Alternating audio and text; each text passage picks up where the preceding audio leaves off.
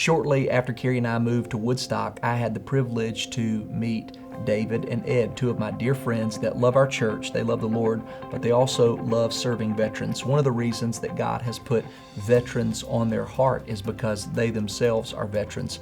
They've served our country. I had very little understanding of just how much struggle exists in the life of an average, ordinary veteran. Financially, physically, their need for emotional support.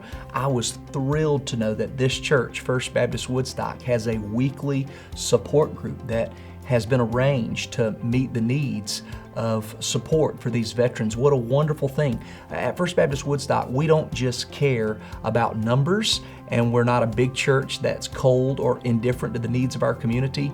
We care holistically about the whole person. And I can't think of a group of people that we need to be more mindful of, in addition to widows and children, than those who've served our country.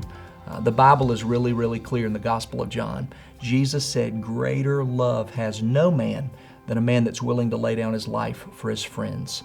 Well, we're fortunate to live in the United States, and we have thousands of men and women among us who have responded to the call of duty to be willing to sacrifice their future and to lay down their lives to serve our country. So the least we can do as a church is to stand shoulder to shoulder with them, heart to heart with them, and serve them in any way God gives us the capacity to do so.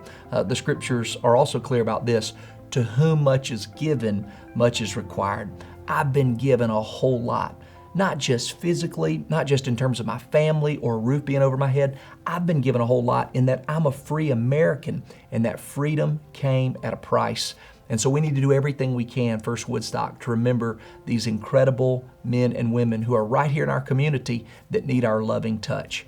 David, thank you for your leadership with the Cherokee veterans community. Ed, thank you. Thanks for being a Marine. Thanks for serving in the Army. But thanks for continuing to be one of God's soldiers that is raising awareness of the need to serve these veterans in our Cherokee community.